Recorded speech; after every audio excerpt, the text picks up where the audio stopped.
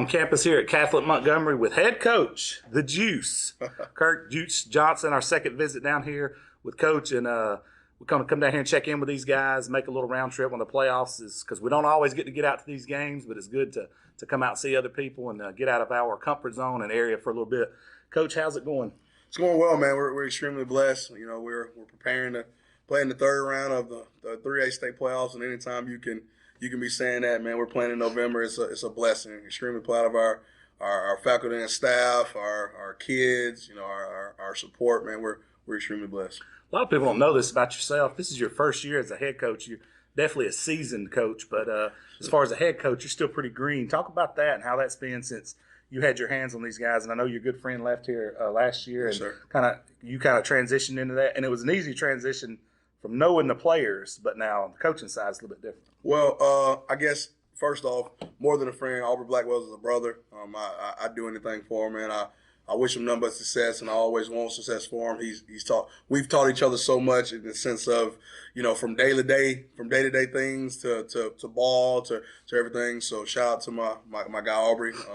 But to be honest with you, man, I had no aspirations of sitting in a head coaching chair, man. It's not who I was, not who I thought I'd be. You know, I kind of like dealing with my group of guys, kind of creating a mentality for my group of guys, and he would continuously try to invite me to coaches meetings or make me go do those things. I was like, nah, I'm good. Even though I was the assistant head coach, I was like, nah, you can take somebody else.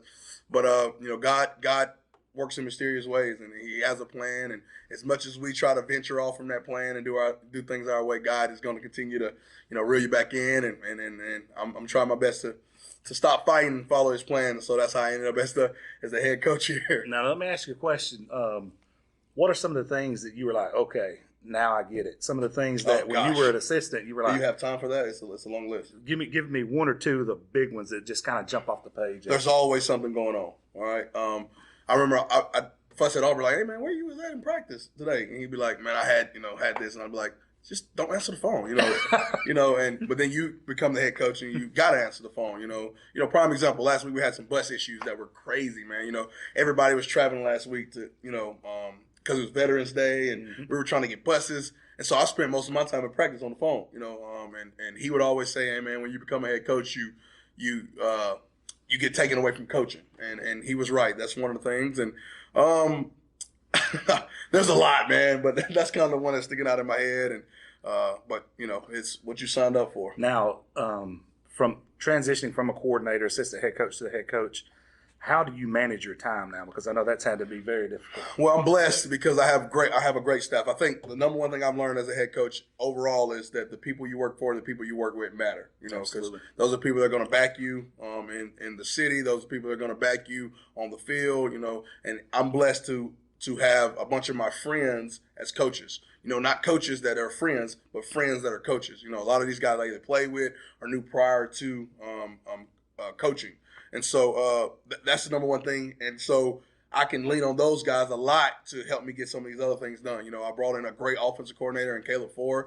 And, you know, and early in the year, I used to monitor everything he did because I was so worried. I really don't even look at what he's doing anymore. Very similar to what happened with me and Aubrey. You know, we spent most of the time looking at each other early in our dynamic and our relationship. Then we just kind of ventured off and knew that he would take care of what he needed to take care of, and I would take care of what I needed to take care of. And I think Caleb and his side of the ball, our offensive line coach Jimbo Chappelle, our receivers coach Bobby Dunlap, our running back coach Raheem Armstrong, and then on defense, you know, I lean heavily on our assistant DC who doesn't want a title, Coach Jake Campbell. He's done a great job, whether it be film breakdown, just putting different eyes on things. While I still kind of do a lot of the stuff, you know, he's right there to maybe something I missed. He kind of gives it to me. And then Coy Hunter is our DB's coach. He does a good job of making sure the back end, you know, hey, what if we check this? How do we like this? And then we brought in a guy named Billy Lockhart who helps with our D-line and does that. And then honestly, probably the biggest thing I've done is I hired a full-time special teams guy who only looks at that. He's in charge of making those special teams groups, and he loves it. He's weird. He loves it. Like, he loves it. You know, he's not one of those guys that, you know, oh, you got a special teams. You know, he's all about it. I mean, he's asking questions. What do you think about this? How should we line up to this? And so that helps take the pressure off. Oh man, I got to think about that. So honestly, that having those guys being my corner has been the biggest support and help, man, because it's been a crazy one. You know, I started looking through some numbers last week gosh. when we talked about you guys on the show on the road to Blue Map. And since then, nothing's changed. It's actually increased.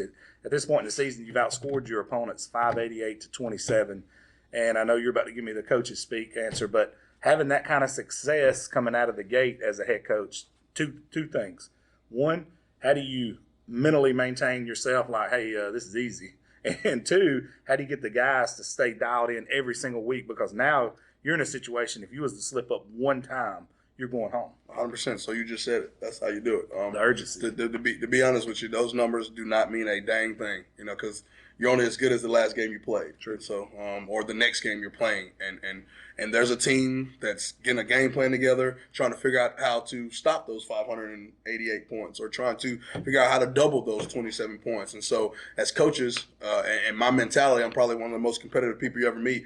I got to make sure I'm on top of our game as a coach to make sure our kids are on top of their game as players so that we don't lull, so that we don't fall asleep, and which we have. You know, prime example, you know, last week we're 31-0 in the first quarter, and we had a second half lull. Well, we didn't score a point in the second half, not 1 point.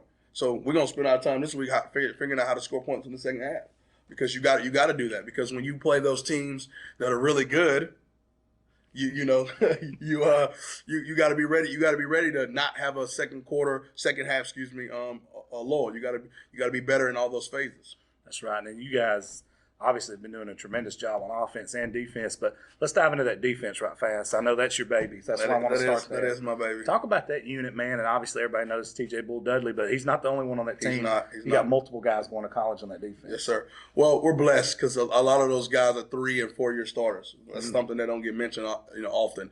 You know, TJ and Pat, you know, our two inside linebackers have been starting for 4 years. I mean, that says a lot, right? That says a lot. You know, I think collective. I don't even want to know if their tackles together or collectively. They made a lot of tackles, together. And then Colin Griffin has been a 3-year starter at DB. Jordan Thomas has been a 3-year starter at safety.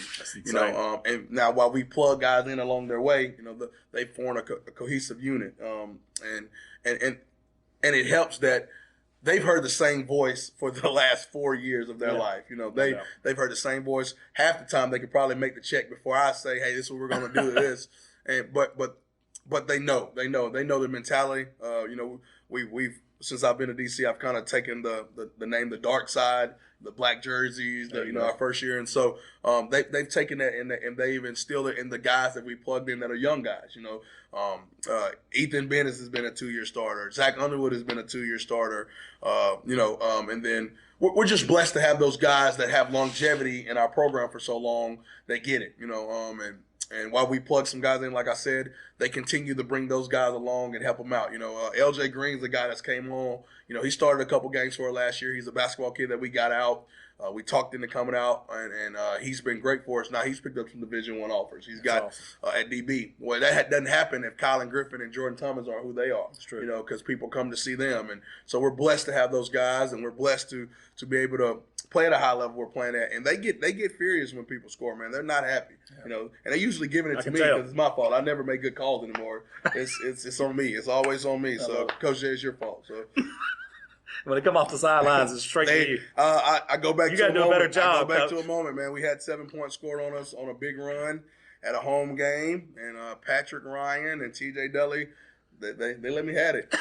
They let me have it. Well, they probably owed it to me. I give it to them a lot too. So, dude, I love it. You get them back in the film study. Oh gosh, they actually knew what it was before we got to the tent. So they corrected it, and I don't think we gave up a point the rest of that game. So no doubt. Really excited. Now, let's flip this thing around and talk about that offense. And you just mentioned your offensive coordinator earlier and obviously offensive coaching staff. But talk about that unit, man, and how they haven't not only missed a lick from last year, it seemed like they went to another level. Well, man, to be completely honest with you, they're a really knit group, man. Mm-hmm. You know, I think some of the things as coaches, man, we kind of get in our own little world. Man, we're human too. You know, they hang out together. We go out and grill and do the things. We go to bowling or Top Golf or whatever. And so those guys are really tight knit. So when one voices their opinion, it's heard. It's not. It's not. Hey, well, you ain't been, or you hadn't done, or so on and so forth.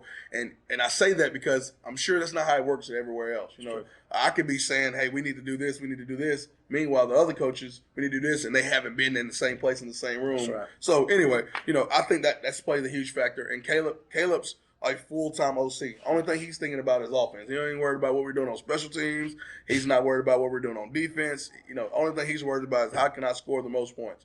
And I think, that's a little different than what we've had here because Coach Blackwell was the head coach who had to be the OC, and so that was one of them things where, we were blessed and we were blessed to have him, but he was wearing 2 shoes, 3 hats, 4 jackets, across the campus. And so it's good that Caleb, our OC, can wear 1 hat. That's awesome, man, to maintain his focus. And definitely the communication there is something I took away from that you guys communicate well, and there's not a lot of egos because if you have egos, that can corrupt the team as well. Man, that's the biggest thing I think we're blessed here with because it's hard, man. I make this statement all the time. It's hard as a freshman quarterback, Caleb McCurry. You throw for 3,500 yards as a freshman, right? So what is everybody telling you? Next year you're going to throw for 4,000. Yeah, oh, gosh, you're going – Coach, he's threw for 1,700 yards, right. and he's played in 3 second halves, I think, or something like that. But he has to be okay with Cobb running the ball. He has to be okay with it. That's right. He has to be unselfish enough to be okay with it. Or what if I'm a receiver who I'm blocking for Cobb every play? Or what if I'm Ethan Benz and all I hear about is T.J. Dudley is the linebacker? That's right. You got to be okay. You got to be okay with other people getting the shine because at the end of the day, we're Montgomery Catholic. We're pulling that rope in the same. We're all Catholic. We're pulling that rope in the same way. That's right.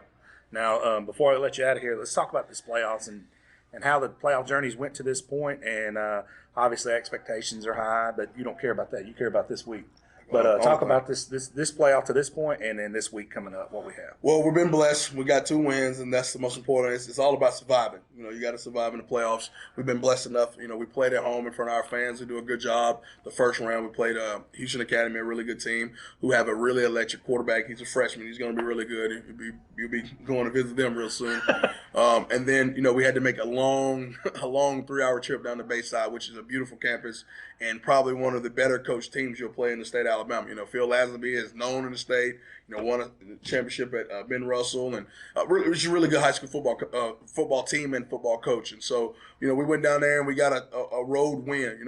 If you're going to do what you say you want to do, you got to go in on the road in a hostile environment. You're not going to play every game in front of your people and when they're cheering, let's go Catholic. You got to go down to a hostile environment and play. And I think we needed a tough, 3-hour trip. We stopped at our sister school, St. Michael, did our pregame, and then we went there. So it was a long journey, and that's how it's going to look. You're going to have to go win on the road. And then this week, we're playing a very athletic Hillcrest team. They're very athletic, man. They're well coached as well, very athletic, and we got to figure out as a staff and as players how we're going to combat their athleticism. One thing you can't coach is athleticism. I can't make you jump up there and touch the sky. I can't, so we got to make sure we're doing things to help our kids and put them in the right position to make plays and to go make plays. And so, excited, man. Like I said, man, we're still playing. And while you talk about expectations, man, it's the 3rd round of the playoffs. And 10 years ago, people were scheduling Montgomery Catholic for homecoming, and the only time you heard our name is when somebody was trying to see if they can, if they wanted to play us week 5, play us week 5, so they can have us for homecoming. So man, we're blessed, man. We're blessed. Hey, they can still schedule you for homecoming if they want. That'd be great. That'd be great. That'd be great. That's the good thing about football, man. We need a second one, so that'd be great. That's right, man. Hey, these guys are ready for homecoming, man. You guys want to schedule them? Go ahead, Coach. Take the phone calls. He'll leave his phone number at the end of this video. I'll give it to you now if you want me to. Well, Coach, man, we're about to get out of here. Before we do, man, I appreciate you having us in again. And as always, been a good trip down here. All right. Well, I got something for you. Look at this. You with this Montgomery Catholic Look at this. You sent me this one in the mail, so I had to wear it down here. So you see how it's going to it's going to offset accents of blue. Out, yeah, it's going to make the blue pop. That's pretty Hopefully, sharp, you like you're a muscle dude. You got a pretty nice size head. I'm fat. Look at that. I look pretty clean, though. I don't know if you're a flat bill guy. I'm not or a flat bill guy, but I can right now. Hey, you can add a little bend to it. They made that way. We got the little baseball bend. Yeah, man. I did a little pitcher's baseball bend. So It's all good. But hey, It's man, the baseball being. we appreciate what you do for high school athletics, man. Anytime these young kids are getting positive recognition, man. You know, in a world where the American male is leaving, man, you continue to put them. You continue to put these kids on the forefront. Something they can be excited to go click on it. How about clicking on this YouTube video instead of watching some of the stuff that these kids watch out in America today? So man, we appreciate what you do, man. We appreciate you, Coach. And thank you for coming down to Montgomery Catholic, man. Hey, and I'm gonna be moving a little bit further south each year. So next year, I plan on being in Birmingham. No, this is fine. You can be right here. Oh yeah. Hey, I I will be on the fringe, headed this way. We'll be checking in from here on out. But now every time I see you do a video, I'm expect to see this shirt and this hat. Hey, we gotta get multiple, like you guys uniform. I'm gonna get multiple. Catholic Montgomery. Blessed, man. We're blessed. Coach, I appreciate you, and good luck this week. Thank you. Thank you.